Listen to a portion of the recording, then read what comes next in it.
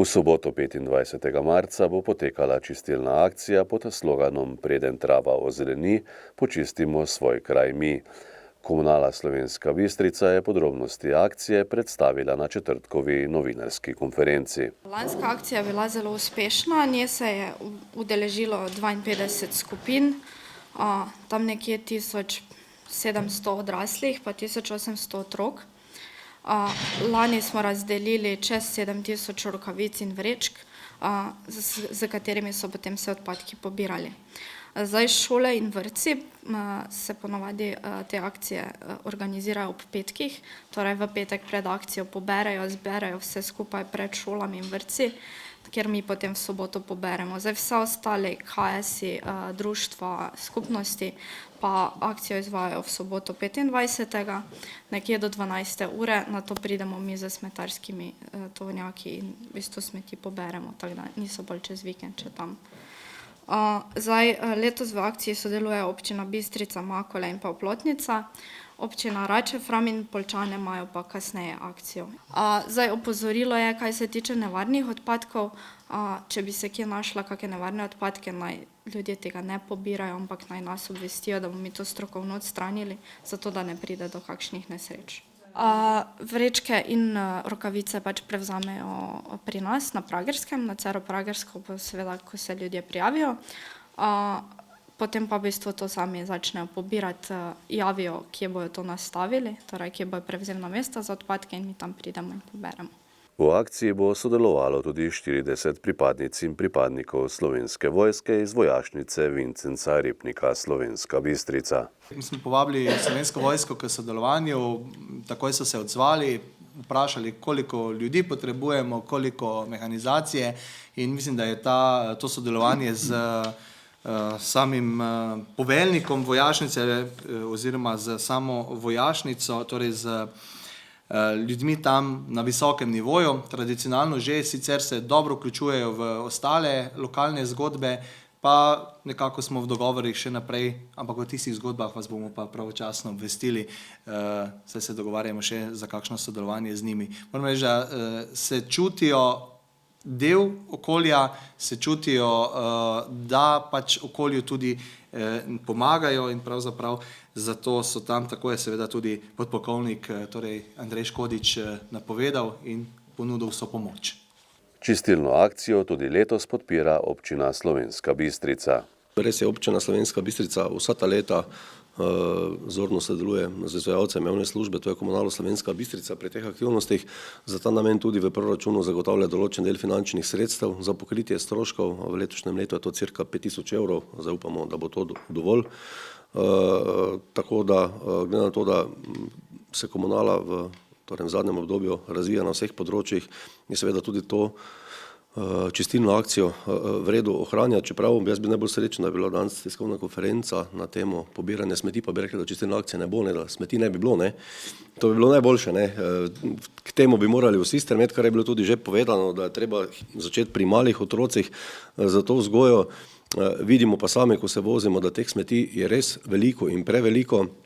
Ne nazadnje preko javnih služb je organiziran odvoz vseh smeti, torej ne bi bilo nobene potrebe po teh smeteh, ampak očitno zavest še ni tako daleč, ne, tako da so te čistilne akcije seveda nujne, po eni strani z vidika, da se te smeti poberejo, po drugi strani pa seveda, da ljudje vidijo, kaj se odlaga in da se tudi na ta način pove, koliko teh smeti se pobere, da se mogoče le koga dotakne, ki te smeti mečejo, predvsem tako, kot je povedano, skozi avtomobilska okna, ker namreč največ tudi sam, ko se vozim ob cestah, je res embalaže od pločevink do papirnate embalaže vrečk, in to je dejansko res nepotrebno in upam, da enkrat bo prišlo tako daleč, da bomo rekli, da čistilna akcija ni potrebna, da smo prišli tako daleč. Na novinarski konferenci so spregovorili tudi o drugih aktualnih temah. Med drugim so napovedali 75. sejem Cvetni petek, ki ga letos organizira Komunala Slovenska Bistrica.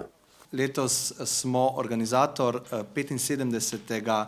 Cvetnega petka, torej sejma, ki v Slovenski Bistrici že, kot sem rekel, poteka 75 let.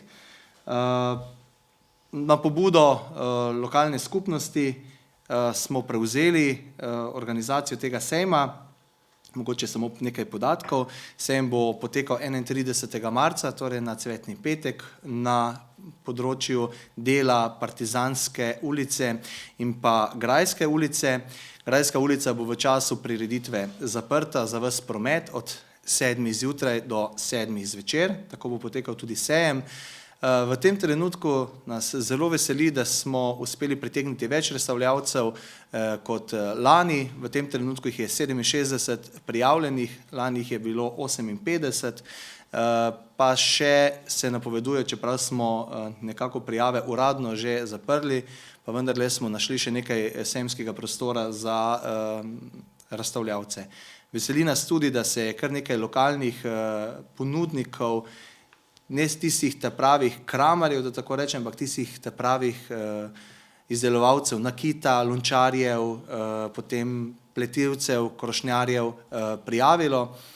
Prav tako pa smo k sodelovanju povabili in pritegnili nekaj bistriških javnih zavodov.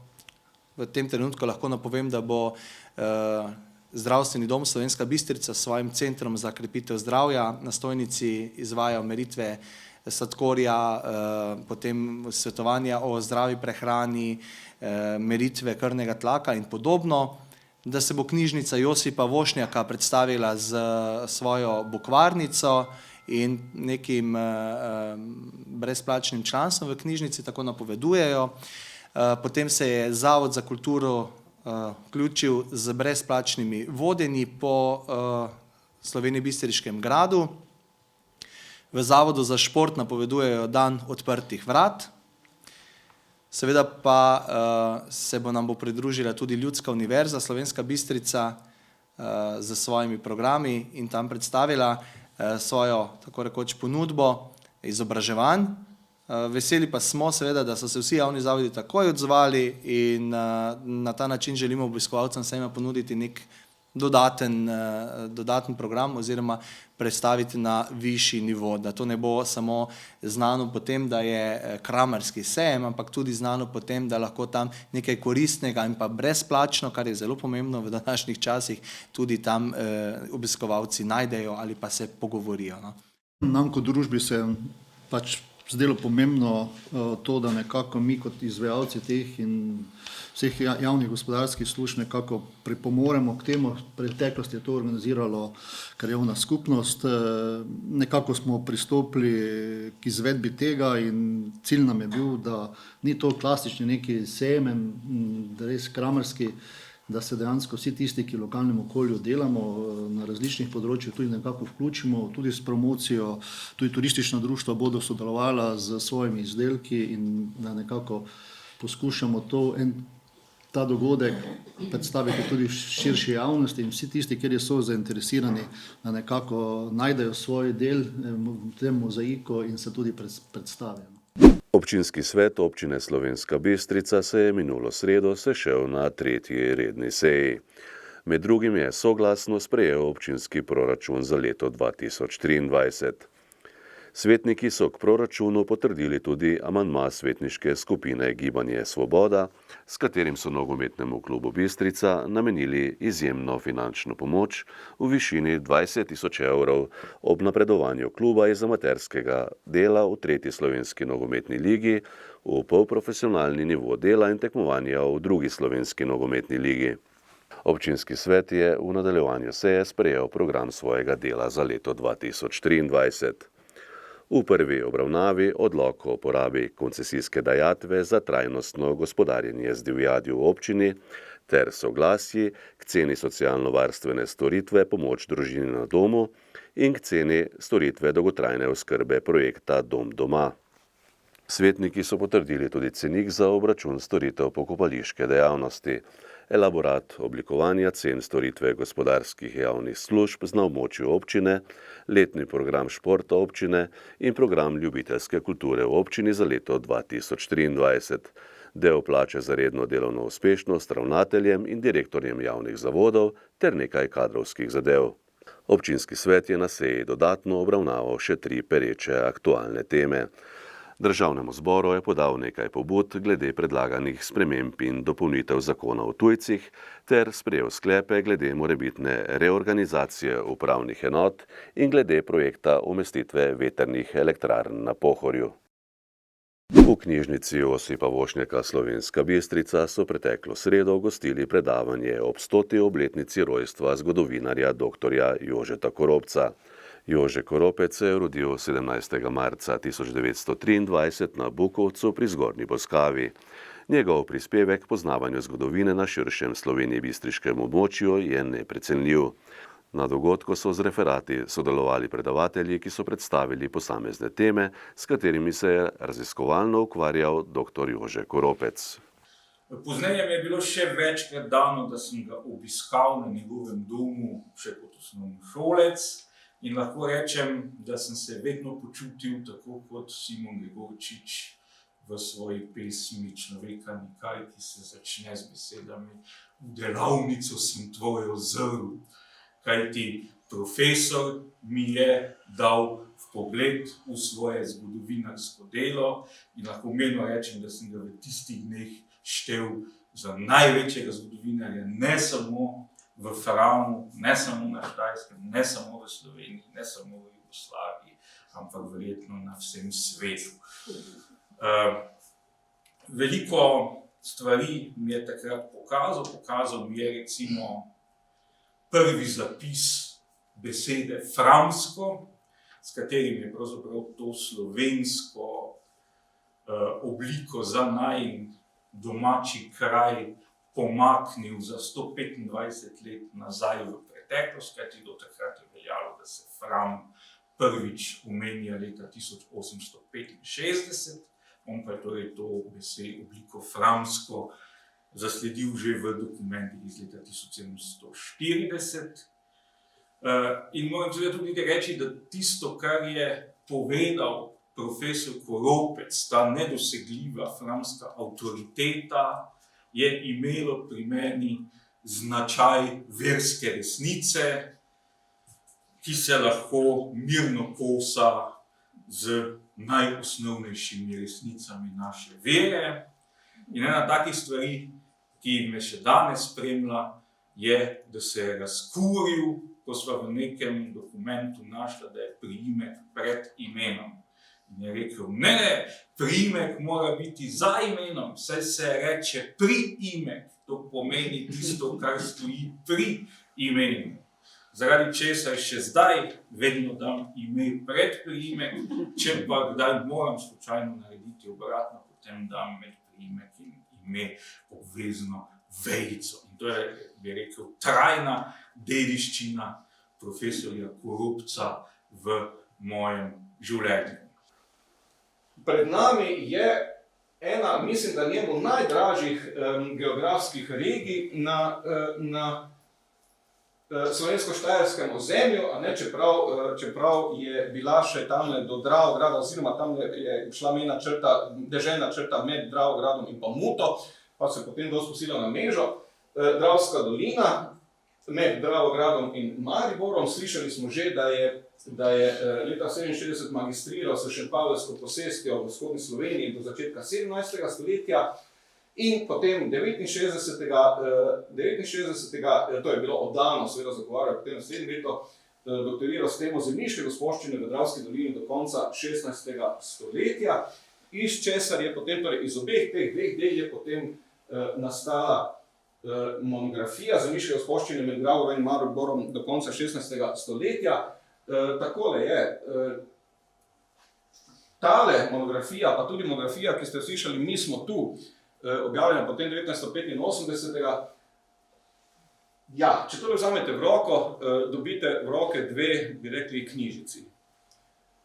Obe imata namreč A5 format in da se razumem, kaj hočem reči, a ne, druge knjige, monografije so seveda ne samo obširnejše, ampak tudi večje in takole, a ne lepše, ampak hočem povedati tole, da nekdo dobi vtis, da gre za neko malo vredno delo, kaj takega.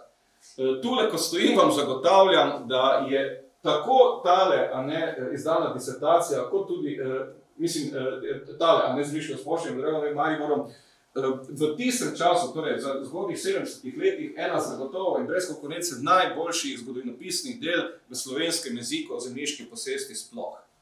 V novem mandatu je prišlo do nekaterih sprememb vodstvene strukture Kluba študentov Slovenske Bistrice.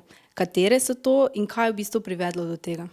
Glavna sprememba je, da smo se razdelili na odbore, da tematsko lažje uskladimo vse projekte, torej da smo na 5 področjih, ki so rekreacija, zabava, kultura, sociala, izobraževanje, pa lokalno udejstvovanje čim bolj efektivni, torej da so projekti tudi čim bolj kvalitetni.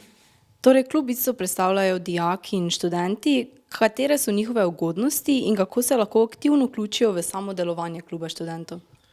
Ugodnosti so nekatere že stalne izpred parih let, smučanje, potem zastonj kopiranje, dobijo tudi svoj merch ob tem, ko se včlanijo, razne ugodnosti po Slovenski Bistrici, hkrati imajo pa na vseh naših dogodkih tudi cenejšo karto ali pa imajo kdaj udeležbo brezplačno. Včlani se pa lahko res kdorkoli, ki mu je v interesu organizirati ali pa pomagati pri organizaciji bilo kakšnih projektov. Kakšen je v bistvu pomen kluba v lokalnem okolju, torej v bistvu sodelovanje z občino, z RIC-om, s TIC-om, s kakšnim gostinstvom, kakorkoli, tudi druge različne občine, kako je to razširjeno okoli? Ja, klub je tak malo od vseh, bomo rekli. Jaz mislim, da na različnih področjih, od bolj formalnih, kot je omenjeno z občinami, hkrati pa neke obšolske, obštudijske dejavnosti za dijake in tudi za študente. Želimo tudi čim bolj podpirati lokalno, mogoče s promocijo, z kakšnimi projekti, pri katerih sodelujemo z lokalci. Tako da res želimo biti prisotni na vseh področjih, v novem mandatu pa tudi čim boljše v ostalih 3 občinah, v Makolah, Poljčanah in v Plotnici. Klub študentov v bistvu pripravlja na letni ravni veliko dogodkov na vseh področjih, kateri so bili v zadnjem letu najbolj uspešni in kaj lahko v bistvu pričakujemo v prihodnosti? V zadnjem letu zagotovo Bistriška noč ljubezni je bil naš najbolj uspešen dogodek. Mislim, da se nam je res super poklopilo, da je ekipa res super sodelovala. Vmes pa smo imeli tudi naše tradicionalne, pa tudi manj tradicionalne projekte, ki jih organiziramo, kot sem že rekel, mogoče v smislu bolj rekreacije, torej kakšni pohodi, tudi delovne vikende, na katerih aktivisti sodelujejo, zadeve za dijake, ogled finalnih tekem, kostanjev piknik, res spekter je res kar veliki.